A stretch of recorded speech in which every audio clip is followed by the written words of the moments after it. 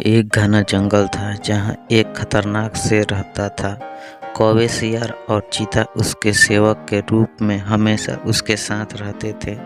शेर रोज शिकार करके भोजन करता और ये तीनों उस बचे हुए शिकार से अपना पेट भरते थे। एक दिन उस जंगल में एक ऊंट आ गया जो अपने साथियों से बिछड़ गया था। शेर ने कभी ऊंट नहीं देखा था। कौवे ने शेर को बताया कि यह ऊंट है और यह जंगल में नहीं रहता, शायद पास के गांव से ये यहाँ आ गया होगा। आप इसका शिकार करके अपना पेट भर सकते हो। चीता और सियार को भी कौवे की बात अच्छी लगी। तीनों की बात सुनकर शेर ने कहा कि नहीं, ये हमारा मेहमान है, मैं इसका शिकार नहीं करूँगा। शेर ऊँट के पास गया और ऊँट ने उसे सारी बात बताई कि वो किस प्रकार अपने साथियों से बिछड़कर जंगल में पहुंचा। शेर को उस कमजोर ऊँट पर दया आ गई और उससे कहा कि आप हमारे मेहमान हैं, आप इस जंगल में ही रहेंगे। कौवे, चीता और सियार इस बात को सुनकर मन ही मन ऊँट को कोसने लगे। ऊँट ने शेर की बात मान ली और जंगल में ही रहने लगा। जल्दी ही जंगल की घास और हरी पत्तियां खाकर वह तंदुरुस्त हो गया।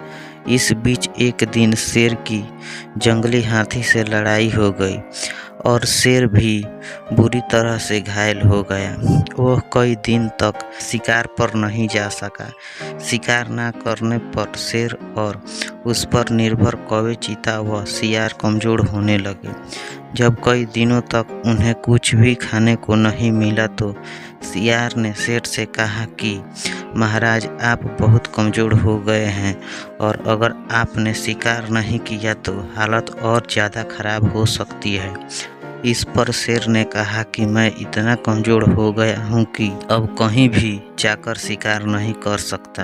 अगर तुम लोग किसी जानवर को यहाँ लेकर आओ तो उसका शिकार करके मैं अपना पेट और तुम तीनों का पेट भर सकता हूँ। इतना सुनते ही सियार ने तपाक से कहा कि महाराज, अगर आप चाहें तो हम ऊँट को यहाँ लेकर आ सकते हैं, आप उसका शिकार कर लीजिए।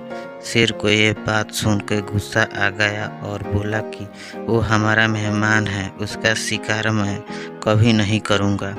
सियार ने पूछा कि महाराज, अगर वो स्वयं आपके सामने खुद को समर्पित कर दे तो?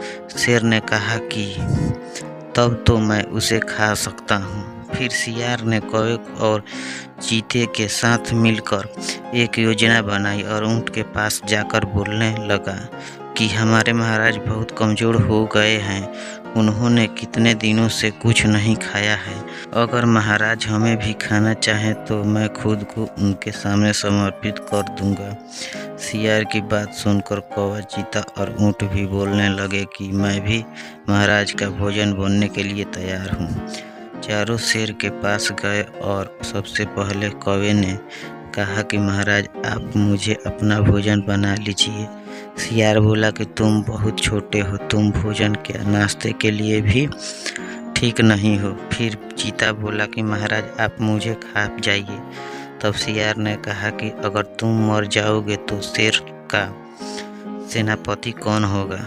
फिर सियार ने खुद को समर्पित कर दिया। तब कौवे और चीता बोले कि तुम्हारे बाद महाराज का सलाहकार कौन बनेगा। जब तीनों को शेर ने नहीं खाया तब ऊँट ने भी सोचा कि महाराज मुझे भी नहीं खाएंगे क्योंकि मैं तो उनका मेहमान हूँ।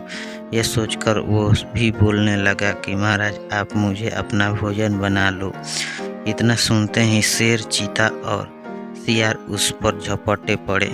इससे पहले कि ऊँट कुछ समझ पाता, उसके प्राण शरीर से निकल चुके थे और चारों उसे अपना भोजन बना चुके थे। कहानी से सीख। इस कहानी से हमें यह सीख मिलती है कि हमें बिना सोचे किसी भी बातों में नहीं आना चाहिए। साथ ही चालाक और धूर्त लोगों से मीठी मीठी बातों पर भी भरोसा नहीं करना चाहिए। कहानी अगर आपको अच्छी लगे तो वीडियो को लाइक कर दीजिए, चैनल को सब्सक्राइब कर दीजिए। मिलते हैं कोई और नई कहानी लेकर।